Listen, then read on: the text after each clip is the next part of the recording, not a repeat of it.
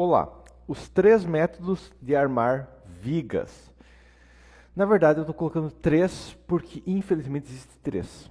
Na minha cabeça são 2, ok? Na minha cabeça tem 2 e um terceiro maluco. Mas os 3 métodos são armadura total, porta-estribos ou picotada e base mais reforço. Qual que é a diferença entre eles? O armadura total, o método de dimensionamento é: pega a viga, encontra o ponto que ela tem maior momento negativo e arma todo negativo baseado nisso. Pega a viga, encontra o ponto de maior positivo e arma todo positivo baseado nisso. Método número 2, a porta-estribos. Eu verifico a viga a cada 10 centímetros ali e vejo, preciso de quanto de aço aqui? Eu coloco só o aço necessário. Cada vão coloca uma medida diferente e esse método a gente chama de porta-estribos porque na parte superior da viga, no meio do vão, nunca tem esforços. Então, digamos, nunca tem momento negativo no meio do vão. Tecnicamente pode ter armadura de compressão, mas daí é um erro mais maluco ainda. Mas, 99% das vezes não tem necessidade nenhuma de aço ali, então é usado 2 ferros de 5 até 2 ferros de 4.2 na parte superior, que é o que a gente chama de porta-estribos. E a gente tem a armadura base mais reforço, que é o que? Eu coloco uma armadura base fora, não coloco porta-estribos, uma armadura que respeita a armadura mínima, e onde essa armadura mínima não passa, eu coloco uma barra adicional de reforço. E apenas onde falha, eu coloco uma barra adicional de reforço. Agora entra a questão, qual que é o melhor? E a resposta é, depende do objetivo. Vou primeiro demonstrar uma comparação teórica, depois eu vou demonstrar em números o resultado final. O método armadura total é o método favorito de apertador de botão e vendedor de aço. Por quê? Para o apertador de botão é muito fácil detalhar. E para o vendedor de aço, ele vende o dobro de aço quando faz isso. Exceto se a obra for muito bem padronizada, mas ainda assim é muito mais aço, gasto, não sei, claro, tu fez uma casa, minha vida, e a maior viga tem 2 ferros de 8. Ok, não é o caso. Mas qualquer obra que eu tenha um vão, no mínimo uns 4 metros, qualquer obra que tem uma viga que não vai ficar, digamos, alinhado com parede e tudo mais, já vai acontecer, dar um entupimento de aço até não poder mais. Método número 2, que é o porta-estribos, é o mais complexo, é uma ferragem até difícil de transportar na obra, porque ela é muito molenga mesmo. Ela tem resistência total depois do concreto, mas antes de concretar, ela é bem molenga, porque eu tenho muita emenda de ferro, mas ela garante economia máxima. Afinal, a gente só coloca aço quando realmente precisa.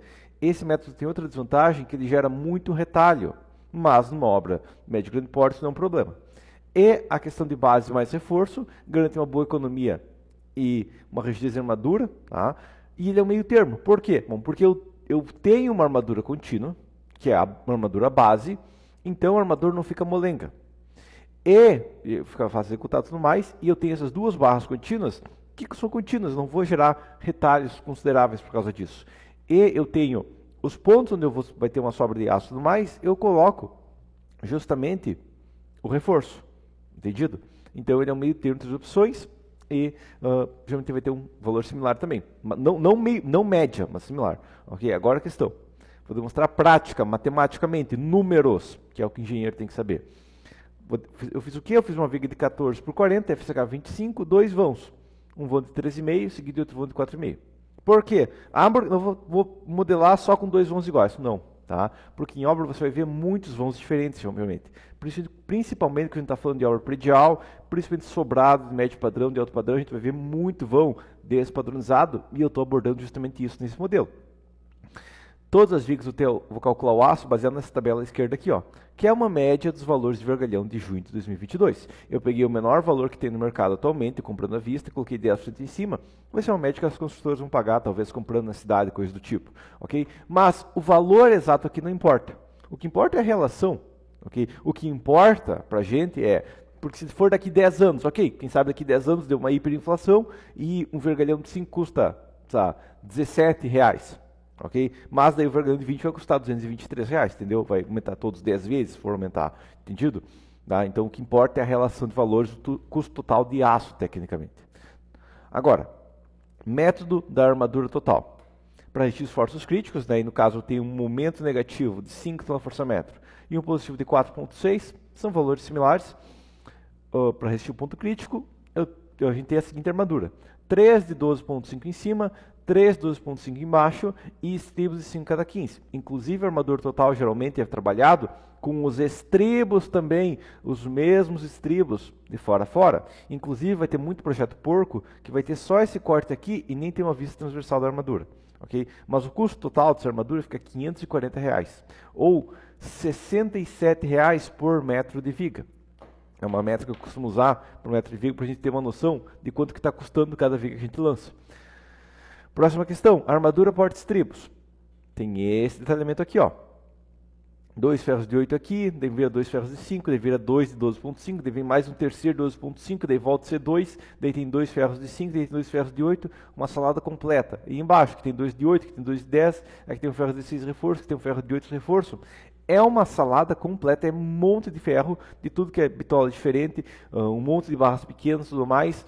Tende a gerar retalho, mas a questão é, pegando os custos, aqui foi R$ 540, aqui foi 290. Então, o custo que eu vou ter com os retalhos não vai compensar. Não, o custo com os retalhos pode aumentar, quem sabe, uns 5, 10%, mas essa diferença, e por isso que eu falei que gasta o dobro de aço, de 290 para 540, não é pouca coisa. Ok? Tá? Agora a próxima situação. Armadura base mais reforço. Como que trabalha ela? Basicamente, armadura base, eu coloco o mínimo. Dá para colocar mais? Até dá, mas quanto mais você colocar, mais cara fica a obra. Então a gente coloca o mínimo sempre que possível. Nesse caso, 2 ferros de 8, que é, digamos, a armadura mínima que pode ter para uma viga de 14 por 40. E onde não resiste, em vários pontos não resiste, se coloca barras adicionais. Inclusive, uma questão que eu posso fazer é carregar toda a viga só com esses 2 ferros de 8. Quando eu vou colocar na forma, aí eu coloco as outras barras de reforço. Ok? Por que isso? Porque daí eu tenho basicamente um peso menor para ser transportado. Vamos lembrar que essa viga aqui, ó, que tem 3 ferros 12,5 em cima e embaixo, é 8,5 kg cada ferro, são 6 ferros, estou falando de mais de 50 kg. Ok? Essa mesma viga aqui, 2 ferros de 8, cada ferro de 8 pesa 400 gramas por metro, com 8 metros e 40, eu estou falando de 8 metros e 40, vai dar, não vai chegar nem a 4 quilos, então estou falando menos de 20 quilos ser transportado considerando os estribos, ok? E os estribos também se coloca, digamos, cada 21, e onde não passa, se coloca um estribo adicional, ok? Enquanto que aqui, lá já não porta estribos, é cada 22, porque nesse caso não tem segunda camada, né? Não tem armadura base para dificultar colocar reforço, mas eu consigo colocar cada 22 e só não passa, eu coloco um estribos com espaçamento menor, ok? Não tem problema trabalhar com espaçamento menor, enquanto esse arma tudo e depois reforça. Mas o custo, ó, R$290, R$300, ok? Não é uma diferença considerável, isso aqui foi, quem sabe, um estribo e um pouquinho das barras de reforço, ok? Talvez tenha como otimizar, inclusive, chegar isso aqui a uns 280, R$235, 270, talvez tenha, mas é uma diferença pequena, ok? Tá? Essa é a questão. Agora, por que isso importa? Qual que é o impacto disso na prática? Bom, da opção mais barata até a opção mais cara é de R$31 por metro quadrado. Em uma obra com 200 metros de vigas, o que é perfeito normal, e um sobrado, tudo mais grandinho, a diferença é R$6.250, ok? Mesmo que eu compare a armadura base mais reforço, posso ver que a diferença é pequena, ó, 290 para 300 é quase a mesma coisa, ok? Mas 540 é uma diferença considerável. Ou se for imaginar custo de carro, que carro dá para comprar com 29 mil ou com 30 mil reais? Quase o mesmo carro, mas um carro de 54 mil é uma diferença pesada. Pois é, tá? Então a questão é, mesmo que eu compare a armadura completa contra a base mais reforço, a diferença é 6 mil reais. Agora, outra questão, óbvio, algumas vigas seriam mais leves. Se a obra não tem nenhum vão maior do que 3 metros, tecnicamente não teria tanta diferença. Mas se a obra tem um vão de 5 metros, tem vãos de 5 metros, 6 metros, se é utilizada uma viga mais alta, esse impacto é muito maior. Eu já peguei projeto que tinha armadura de fora a fora, de 3 ferros de 20 em cima e embaixo, numa viga de 20 por 60, e o cara estava pouco se lixando com o custo do cliente. E eu peguei o projeto dele. Tá? Ou seja, eu refiz, tá? Mas a questão é, e o valor fica próximo ainda, beleza? Tá? Agora entra a questão, tem muito engenheiro no mercado cobrando menos que 6 mil reais num projeto estruturado de um projeto, de um sobrado, sabe? Uns 300, 400 metros quadrados que vai ter 200 metros de vigas. Okay? Tem muito engenheiro no mercado cobrando menos que 6 mil reais por um projeto assim, e só a escolha, o método que o engenheiro armou já paga esse projeto. Ou seja, se o cliente recebeu um projeto pronto, está 100% pronto, dá para começar amanhã o projeto. Ele recebeu o projeto pronto e ele olha que tem a armadura completa, a opção mais barata para ele é pegar esse projeto, jogar fora, nunca mais falar com o engenheiro que fez o projeto e contratar outro projeto com armadura base mais reforço. Fica mais barato para ele só por causa disso. Ok? Tá? Agora entra a situação. Isso não é difícil na obra? E a resposta é não, porque a armadura base mais reforço não tem complexidades tão pesadas. É mais leve de carregar, inclusive, muitos pedreiros gostam disso porque é muito mais fácil carregar.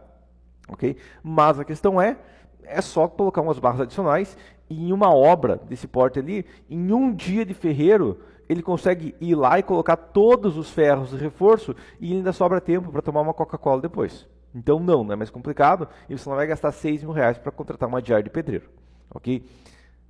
Agora a questão é, a porta de estribos é mais complexa. E quando começa a ter vento mais pesado, ela tende a ser mais econômica. A diferença de custo começa a ser maior. Ela começa a ser mais eficiente ainda que a base mais reforço. Só que em obras baixas, uma obra mais larga do que alta, o vento não é tão crítico. A gente dimensiona ele, a gente considera ele ainda, mas não é uma questão que vai entupir de aço na estrutura por causa disso, a não ser que seja um projeto muito lixo. Okay? Então, não gera tantas vantagens trabalhar com porta-estribos. Okay? Agora, em uma obra grande, que ao invés de ter 300, 400 metros quadrados, tem, sei lá, 3.000, 5.000, 10.000 metros quadrados no total, a diferença de 6.000 vira 60.000 ou mais, e aí compensa ter um ferreiro qualificado e um controle muito maior da armadura. Ok? Tá? Agora, o cliente que paga 600.000 numa obra, ele paga 606 com uma multa por ter contratado engenheiro ruim. A questão é, quando que ele vai contratar esse engenheiro de novo? Ou o construtor que contrata um engenheiro e deu o consumo de aço vai lá para o fim do mundo. Você acha que ele vai contratar esse engenheiro de novo? Provavelmente não vai. Okay? Então, o engenheiro não consegue criar cartilha de clientes. E, quando eu chego numa obra, no caso numa obra minha, mas eu olho uma ferragem, ou um outro engenheiro, uma pessoa chega numa obra e olha uma ferragem, e vê que tem entupido de aço, e vê que os custos do aço estão elevados, você acha que ele vai perguntar qual que é o contato desse engenheiro, porque eu quero contratar um engenheiro que entope de aço? Sim, dificilmente vai. Ok? Essa que é a questão. Agora, essa é a única diferença? Não, obviamente não. O mesmo vai valer, por exemplo, como que eu armo as lajes da minha obra? Como que eu escolho a seção das minhas vigas, como que eu escolho onde eu vou colocar as vigas, como que eu escolho a seção dos meus pilares, como que eu escolho onde eu vou colocar os pilares, como que eu escolho o tipo de laje que eu vou trabalhar, quais os critérios de otimização que eu trabalho, quais os critérios de concepção estrutural que eu trabalho, como eu projeto a fundação da minha obra também. Se eu peço SPT, eu vou lá e faço uma fundação gigante e o cliente é azar dele, ninguém mandou ser trouxa e não contratar SPT e contratar um engenheiro ruim. Não, então, tudo isso é diferença. Okay? E como eu já falei algumas vezes no canal, um engenheiro bom, buscando otimização e economia, consegue pegar um sobrado de médio padrão, de alto padrão ou um prédio complexo e tirar R$100 por metro quadrado comparado a um projeto de apertador de botão. Ok? Consegue. Eu já fiz isso, não foi só uma vez. Já fui várias vezes que eu peguei um projeto que estava pronto, um cliente chegou para mim e falou, Gilberto, eu peguei esse projeto, está com muito aço, eu não sei o que fazer. E eu falo, eu posso refazer esse projeto, a gente racha, eu pego, sabe, 25% do que eu economizar no material. Ok? Ou coisa do tipo. Então, a questão é, sim, o engenheiro que vai lá e projeta realmente consegue apertar e tirar muito dinheiro. Tá? E aqui entra a questão. Um engenheiro que sabe fazer isso, um engenheiro que consegue fazer um projeto, enxugar esse projeto, garantir a segurança, claro, mas enxugar o projeto, assim uma questão. E se o apertador do botão subdimensionou? Daí o custo é R$2, R$3.000, porque a obra vai cair, tem que fazer de novo, ou o custo é uns R$300, R$400 por metro quadrado para entupir de reforço estrutural, então é muito pior. Tá? Mas o engenheiro que consegue enxugar R$100 por metro quadrado, comparado ao padrão do mercado ou engenheiro comum, vai ser procurado direto por clientes. Ok? Por quê? Aquele cara tem uma nota de R$100, ele está cobrando R$20 por ela. Tu vai na hora pegar. Ok? Você entrega uma nota de 20, ele te entrega uma nota de 100. Esse é o serviço que um engenheiro que projeta a estrutura otimizando está entregando. ok? Então, ele vai ser procurado direto por clientes que não vão ter problema, não vão ver, falar, não, eu não quero, ou vão renegociar, vão reclamar da SPT e tudo mais, e não vão ter problema em pagar 1% ou até mais do valor da obra no projeto estrutural, ok? Fora de sobrados de médio e alto padrão, fora de prédios, onde as lajes repetem e tudo mais, geralmente o valor da obra, principalmente em obras mais complicadas, tende a ser próximo de 1%. Agora, em questão de sobrado, mais que tem alta concorrência, esse valor tende a ser bem menor, principalmente porque tem muito engenheiro começando nessa região, ok? Tá? Mas quando é um engenheiro experiente, ele consegue pegar 1% ou até mais do valor da obra em um projeto estrutural, desde que ele demonstre isso aqui. Aqui entra a questão. Não é só pelo que o engenheiro consegue entregar, é pelo que o mercado percebe que ele consegue entregar. Okay? Igual eu falo no meu vídeo de orçamento.